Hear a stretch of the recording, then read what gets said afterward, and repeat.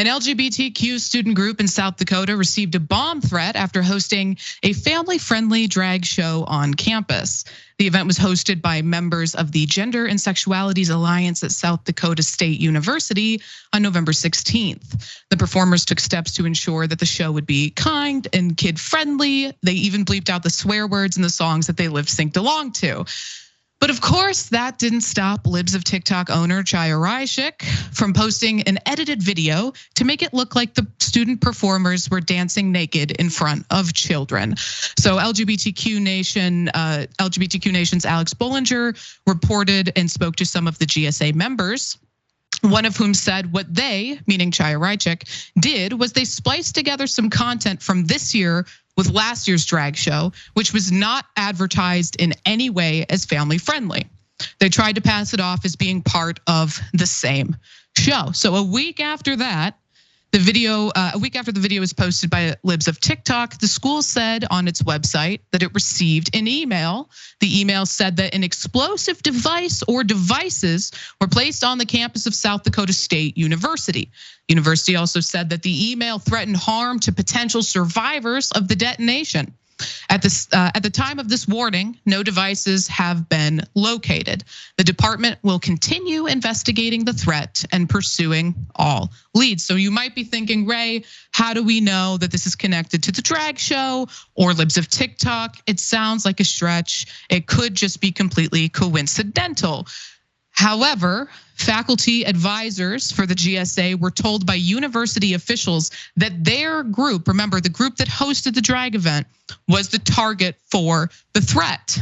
However, GSA members said that it took the university police 2 weeks to say something to LGBTQ plus students about the threat. It really seems like those university police officers don't care about protecting and serving their queer students. So also, several performers for the drag show before and after the performance received death threats. So we've got bomb threats, we've got death threats, but that still wasn't enough for this South Dakota state senator.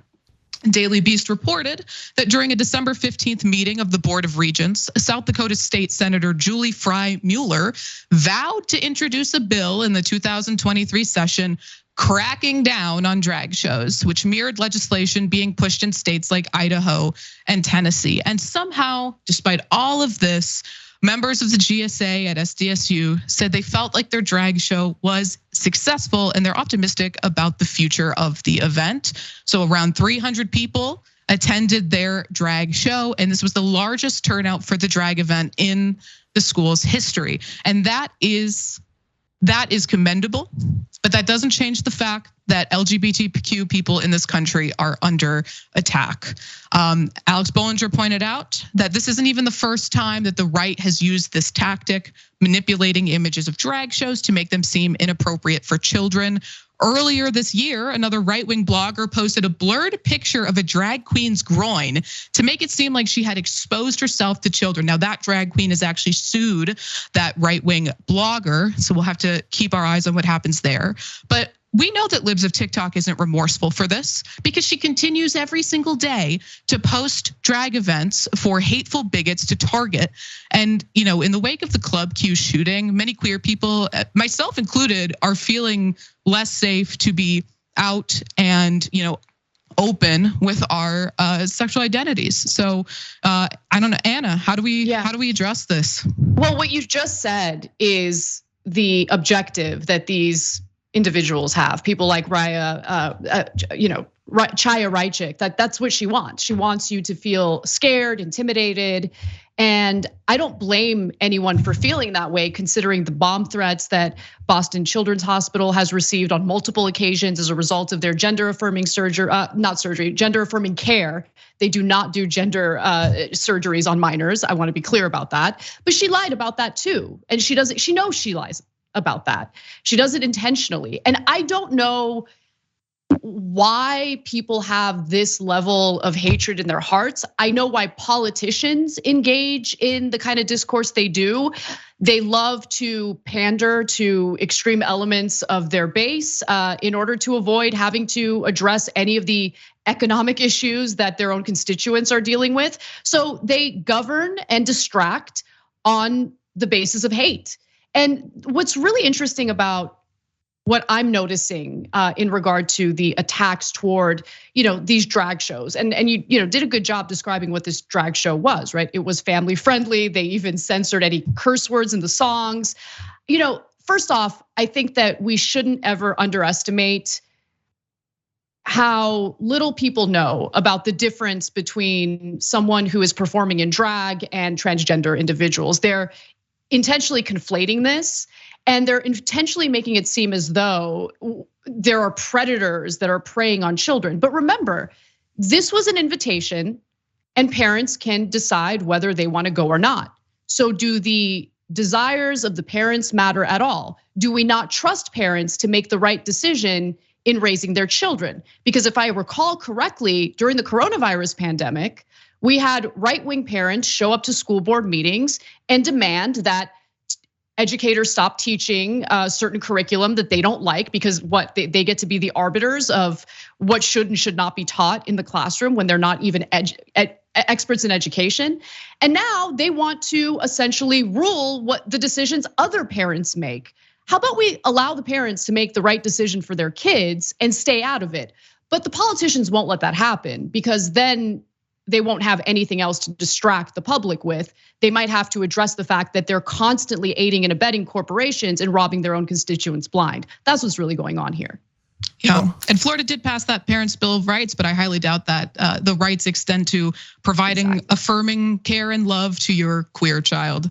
Cenk? Yeah, so first of all, there's a legal principle called rebuttable presumption, right? And also in non-legal fields too. But what it basically means is, I'm going to assume something, you can rebut it and you can show me that it's not true, but that's my going assumption, right? And for me, when it comes to right-wing media, or just right-wingers in general these days, unfortunately, my rebuttable presumption is that they're lying. You can prove to me that they're not lying, but the overwhelming majority of the times they are. So when I see a news story out of right-wing media or out of something like Libs of TikTok, I assume that it's a lie 100% of the time. Again, there might be a couple of instances where you can show me, oh, you'd be surprised, Cenk. Here's one Libs of TikTok video that is not a lie. I'm like, oh, okay, that's interesting. I'm open-minded, I'll hear you out on that. But why do I assume that? Because they do stupid things like this all the time, as a matter of course. They take the not family-friendly one and pretend it's the family-friendly one. Why? Because they're liars. She's doing that on purpose. She knows exactly what she's doing. And why? Was she concerned that they were going to switch the event? No. Was she concerned about kids? No, she knows that this one was family friendly. No, she's lying to drive hatred towards them. And is she aware that people that she does this to are getting threats, bomb threats, etc.? Yeah, it's been reported dozens of times. She doesn't mind at all. I mean, think about that, guys. If we did something, and let's assume that of course we're not like her, we did something innocent, but it turns out people are then so animated by it that they're doing bomb threat after bomb threat. Oh my God, we'd be like, wait, don't do that, don't do that. No, right? These right-wingers, like Chaya Raichik, are like, oh, you guys are doing bomb threats, so you might actually kill the people that I'm driving hatred towards. Oh, great, let me do it again and again and again and again. Because that's her goddamn point, is hatred. Yep. And that's who right-wingers are these days. So we're not mealy mouth mainstream media. Oh, I can't tell. Okay, so there's no drag, no one's allowed to do a drag show, even if kids don't come. They say, oh, students. It's a college campus. They're all adults. So what, you can't do it in that circumstance?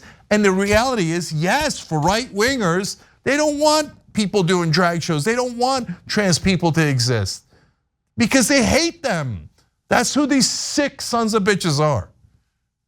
And one final thing I'll add to this is, so for the right wing, I'm curious, where exactly do they draw the line?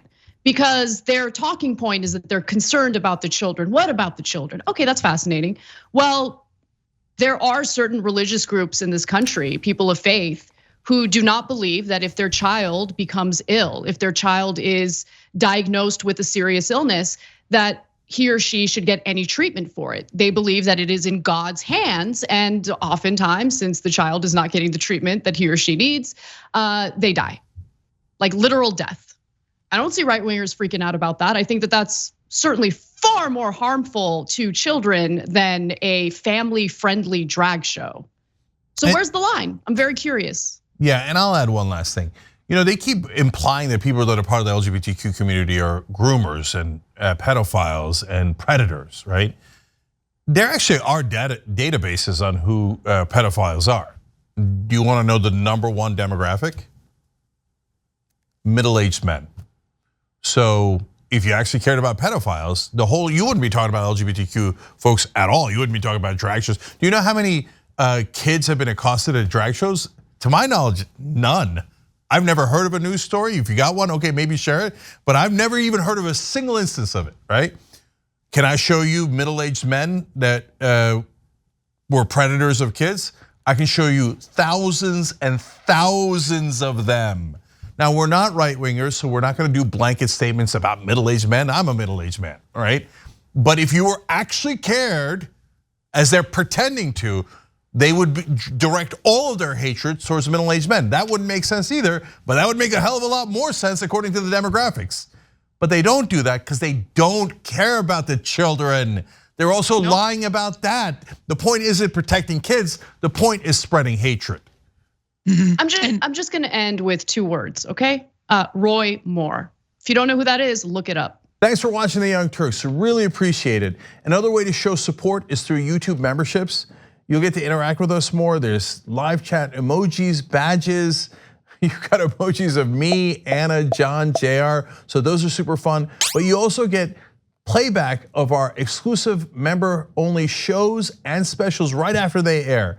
So all of that, all you gotta do is click that join button right underneath the video. Thank you.